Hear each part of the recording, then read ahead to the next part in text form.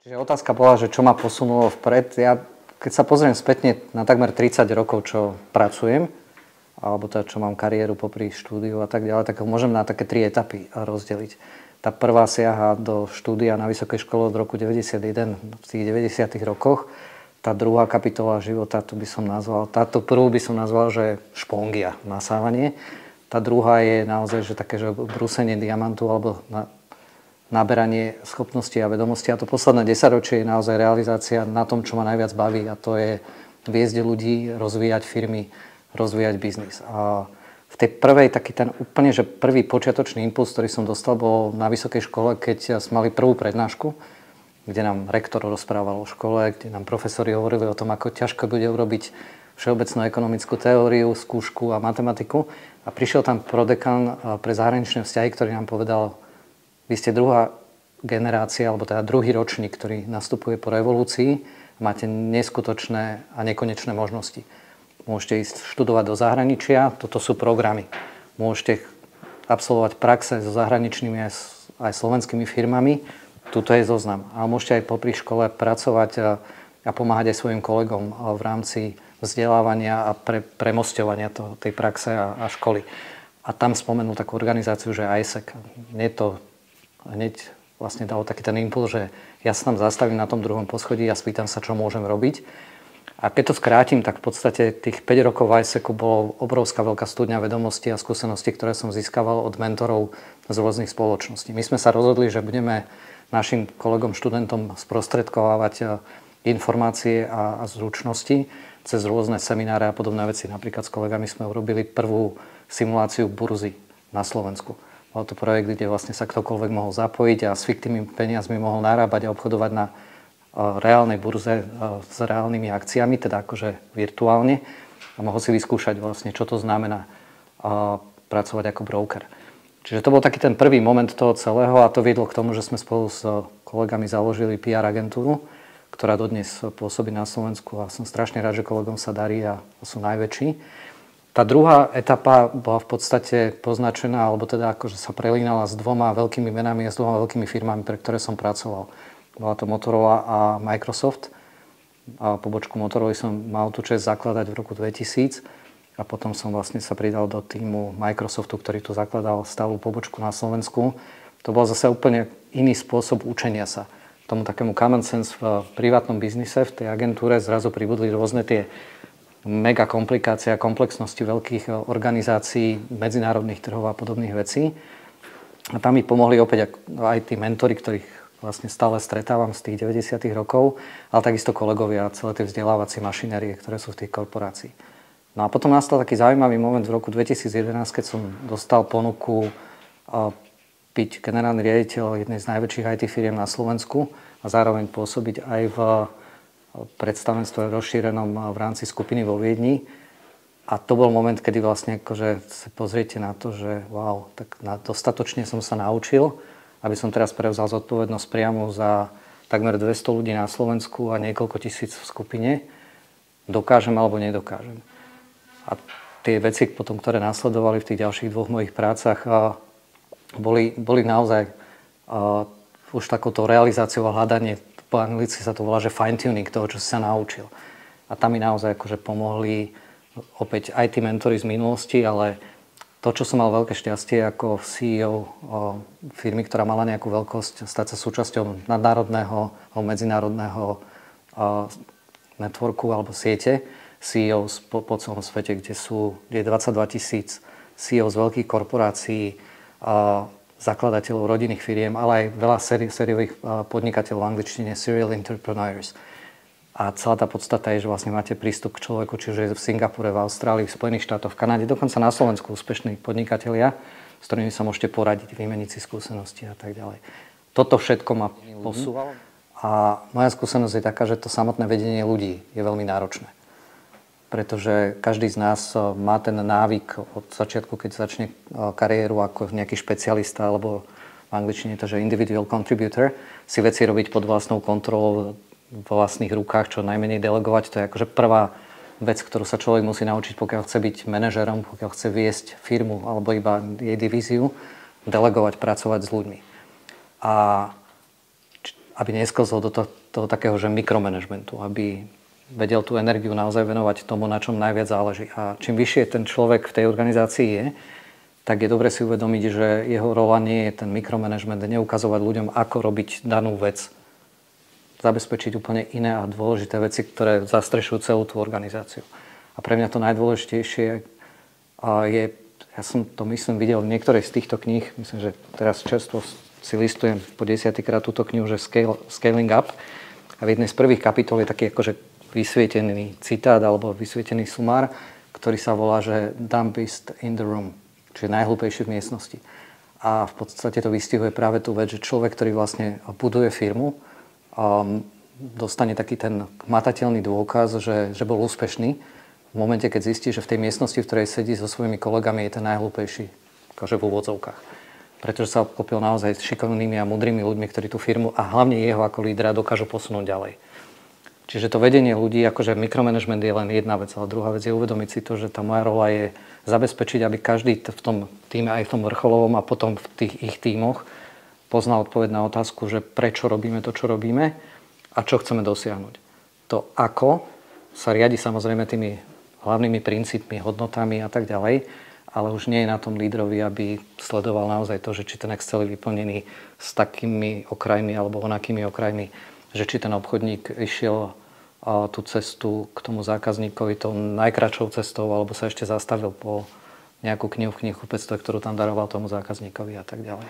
Ja som spokojný s tým, čo som za tých 30 rokov dosiahol a ono jedna z takých akože základných vecí alebo základných princípov, ktoré som sa naučil od môjho prvého šéfa Procter & Gamble, to bola vlastne moja prvá práca, ktorú som mal, bola tá, že pokiaľ vieš snívať, to znamená, vieš si povedať, kam by si sa chcel dostať, aj keď akože všetko, čo je nad horizont 3 až 6 mesiacov je úplne, že vystrel do veľkého uhla, tak to ti dá možnosť vlastne akože postúpiť ďalej a pracovať na tom, aby si sa niekde dostal. A druhá vec je tvoja vytrvalosť a túžba. Ten sen, ktorý si vysnívaš, tak dosiahnuť. Lebo život nie je taký, že vlastne akože je to o lízaní lízatka 30 rokov a ja som mal akože rôzne pády, rôzne výstupy a tak ďalej. A opäť ten môj prvý šéf mi povedal jednu vec a to bolo niečo, čo si pamätám doteraz, je, že urobiť chyby je ľudské.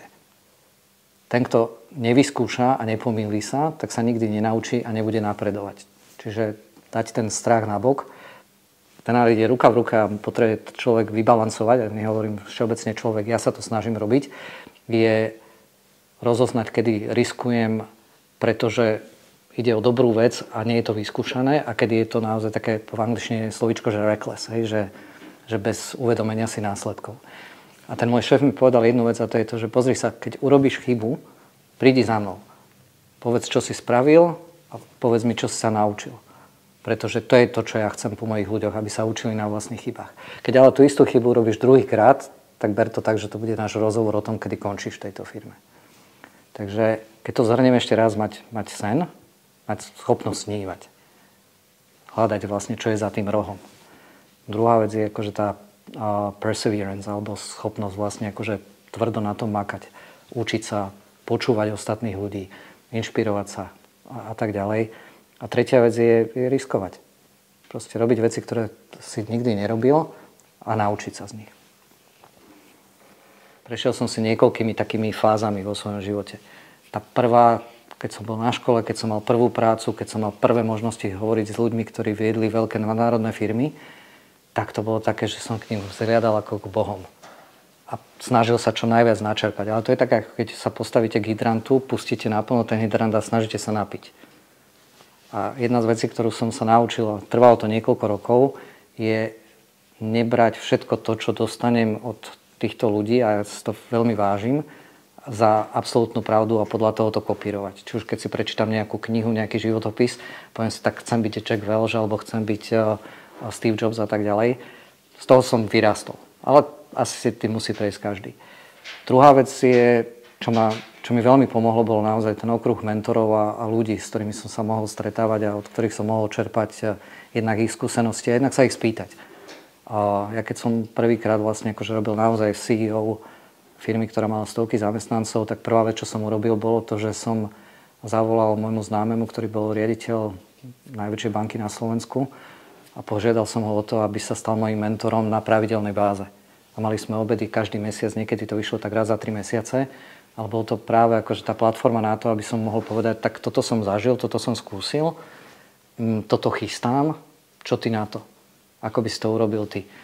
Čiže ten okruh ľudí, s ktorými sa môžete poradiť, je veľmi dôležitý. Aj to YPO, alebo ten Young Presidents Organization je pre mňa za posledných 8 rokov naozaj neskutočným zdrojom inšpirácie, také verifikácie tých vecí, ktoré robím, získavania skúseností a tak ďalej. Takže to sú také tie etapy, postupne ten človek zistí.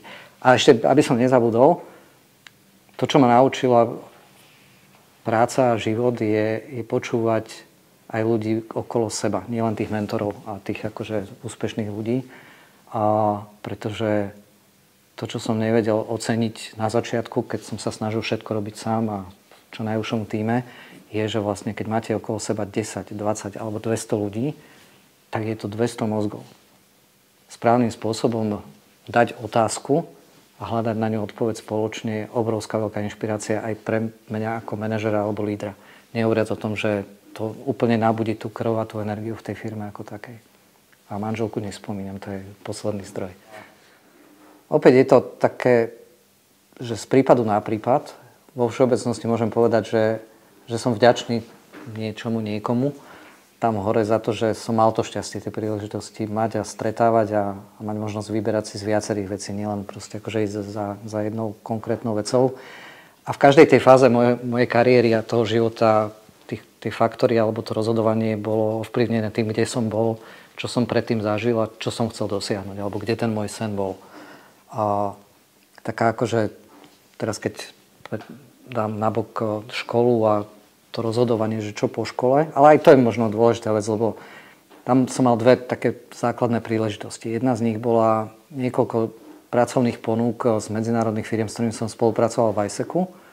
A na druhej strane možno spolupracovať s mojim kamarátom, ktorý mal PR agentúru s belgickým partnerom v Prahe a založiť na Slovensku vlastne pobočku a rozvíjať ten biznis. A vtedy ja som si povedal, že čo chcem. Alebo tam mal som si zodpovedať na otázku, čo chcem. Čo sa chcem naučiť a čo chcem po sebe nechať. A vtedy sa mi byli také dva momenty, že keď pôjdeš do tej nadnárodnej firmy, budeš mať dobrý plat, tí ľudia ťa poznajú, môžeš tam mať ten kariérny progres, tú veľkú infraštruktúru za sebou. Keď pôjdeš do tej malej firmy, tak si to musíš odpracovať sám. Pretože sme začínali v podstate ja, kolega, ktorý mal na starosti financie a právne veci a naša asistentka. A to som povedal, že ak chcem byť úspešný v biznise, tak si musím skúsiť tú vec, že úplne od piky. Od registrácie firmy, cez získavanie prvého zákazníka, škálovanie firmy, škálovanie tímu, vzdelávanie, hajrovanie a tak ďalej. Čiže to bol taký ten faktor pri tomto konkrétnom výbere medzi dvoma možnosťami, kedy som si povedal, ja pôjdem s tým kamarátom a založíme PR agentúru. A neľutujem. Potom bola ďalšia možnosť po jednom projekte, ktorý sme mali a bolo to s takým našim klientom z Turecka, ktorý mal obrovský veľký tým Merger and Acquisitions a takmer neobmedzený budget na to, aby cestoval po strednej východnej Európe a identifikoval príležitosti, kde môže založiť telekomunikačných operátorov, mobilných operátorov v tej chvíli.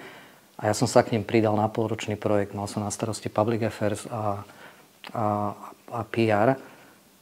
A mal som možnosť vidieť fakt, že tak keď človek príde, keď celý život žije v Bratislave alebo v Košiciach a zrazu sa ocitne uprostred Manhattanu. Sa mu otvoria oči, že Ježiš, to čo je? Tak to bola pre mňa obrovská veľká skúsenosť, lebo akože tí ľudia, švajčiarski bankári a analytici a technici a tak ďalej, a možnosť stretávať ministrov, premiérov krajín, kde sme chodievali a tak ďalej, zrazu mi otvorilo oči, že wow, to bol taký šok pre mňa kultúrny. A chvíľku to trvalo, kým som sa s tým vysporiadal. Ale teraz zoberte, že máte 26 rokov a to s vami trasie, aj s tým egom, aj so všetkým. Takže keď som sa po tom projekte vrátil naspäť, tak som si povedal, že chcel by som v tom veľkom svete ešte niečo vyskúšať a naučiť sa oveľa viacej ako iba v tom hands-on riešení biznisu, aj keď ten biznis bol perfektný. My sme po 3,5 rokoch mali z 2 ľudí takmer 30-ku. A tá firma už potom ďalej rástla vďaka kolegom, ktorí ďalej pokračovali. A takže keď prišla otázka od môjho klienta, konkrétne to bola Motorola, že či by som chcel sa uchádzať o post prvého country manažera a pomôcť založiť pobočku na Slovensku, tak som si povedal, wow, že toto asi bude zaujímavá vec, kedy môžem načerpať k tým hands-on skúsenostiam, ktoré mám z toho malého biznisu, tie skúsenosti s procesmi, korporáciou a tak ďalej. No a potom prišiel o 7 rokov ďalší moment, respektíve on prišiel tak po 6, kedy vlastne sa nám podarilo v Motorola byť úspešný jednak čo sa týka obratu a podielu na trhu a zákazníkov a tak ďalej. To takisto súviselo aj so sexy produktmi, ktoré sme vtedy mali. Ale ja som sa začal cítiť ako v zlatej klietke. Takže zaujímavá práca, zaujímavá zodpovednosť, zaujímavé platové ohodnotenie.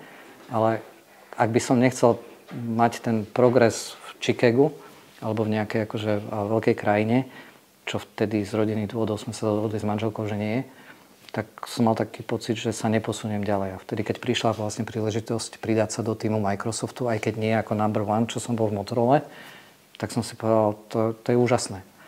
Robím síce v technológiách, ale tých telekomunikačných, môžem sa naučiť niečo v IT, robiť vo firme, ktorá pre mňa bola vždycky vzorom takého toho, že passion. Tak som sa pridal. A to bolo toto rozhodnutie a tento faktor. No a tie ďalšie 3 pozície ako CEO alebo generálny riaditeľ, to bolo vyslovene konkrétna výzva s konkrétnou vecou. Čiže reštrukturalizovať a ozdraviť firmu a zabezpečiť, aby rástla, aby ľudia mali istotu práce a kreatívne prostredie na to, aby sa realizovali. Alebo v prípade Gratexu to bolo, poďme expandovať a poďme dobiť zahraničné trhy. A posledné po návrate z Austrálie, Tachium, poďme vybudovať vývojové centrum niečoho, čo môže byť druhý Intel raz. A ja keď sa pozriem na to, že čo by som mal robiť ako človek, ktorý vedie tým a vedie firmu a zjednodušiť to do pár viet, tak je hľadať balans medzi tým, aby všetci okolo mňa vedeli, čo je našim cieľom, čo je našou víziou. To znamená odpoveď na otázku, prečo a čo robíme. A na druhej strane zabezpečiť, aby všetky systémy, infraštruktúra vo firme, spôsob, akým sa dennodenne vo firme pracuje a koná, aby podporovali to dosiahnutie. V podstate, ja keď som začínal ako najprv, že individuálny kontribútor v Procter & Gamble, alebo potom aj keď som bol v agentúre človek zodpovedný za nejaký segment obchodu a tak ďalej, tak som sa snažil vždycky pozerať na to, že ako to robíme a inšpirovať sa a učiť sa, ako robiť veci efektívnejšie, aby sme dosahovali tie ciele, aby sme mali vlastne cash na účte a tak ďalej. A to je perfektné akože vedieť a zabezpečiť. Keď som sa potom stal zodpovedný za väčšiu skupinu ľudí, tak som si povedal, moja rola je ale ukázať tú víziu, ukázať vlastne akože tú odpoveď na to, že čo a prečo. A tam som venoval strašne veľa energie.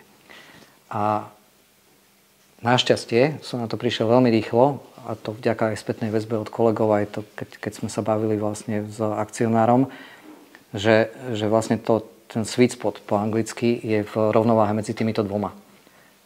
Že v podstate, keď to zjednoduším, vízia bez disciplíny, bez rytmu danej spoločnosti v týme vo firme je v podstate zbožné želanie. Je také akože wishful dreaming. Ale naopak zase akože precízna exekúcia, precízne procesy, rytmus a tak ďalej bez vízie je v do istej miery sa to dá zjednodušiť, že je to mrhanie energie a časom tých ľudí. Samozrejme, akože nie je nič čierno-biele, vždycky je to akože o mixe a o tej váhe niekde. Ale to, čo som sa naučil, je, že ako líder musím dbať na to, aby som pomohol vlastne ľuďom okolo seba a vo firme zabezpečiť to rovnováhu medzi týmito dvoma oblastiami. Dáva to zmysel? Stová kníh. Toto je prvá z nich, volá sa 5. disciplína. Tu som čítal prvýkrát v roku 1994 a to najdôležitejšie na nej je, že vlastne spája ten taký akože hard spôsob vedenia firmy cez čísla, ukazovatele metriky s tou soft stránkou. To znamená s víziou, so zdieľanými hodnotami, so spôsobom, ako vlastne sklbiť tieto dve veci dohromady.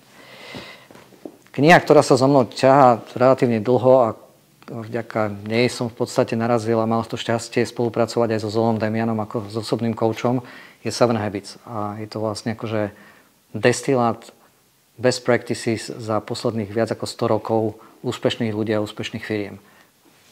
Dané do 7 návykov, do 7 princípov a tak ďalej. Ak som hovoril o čítaní kníh, o inšpirovaní sa životopismi a tak ďalej, tak akože človek, ktorý má posunul, alebo tá jeho kariéra, jeho spôsob rozmýšľania a práce s ľuďmi, tak bol Jack Welch. Tých kníh mám viacero, toto je tuším prvá, ktorú som čítal. Je to jeho životopis. A keď som prvý rok pracoval ako CEO firmy o viac ako 200 ľuďoch, tak taká veľká výzva bola, že ako zabezpečiť to, aby tí ľudia naozaj boli zladení aj v tých procesoch, nie v tej vízii. A tam mi pomohla táto kniha. Toto už je druhé vydanie, mám aj tú staršiu. Volá sa to Great Game of Business. Táto kniha hovorí o tom, že vedenie firmy a robenie biznisu nie je odlišné od športu.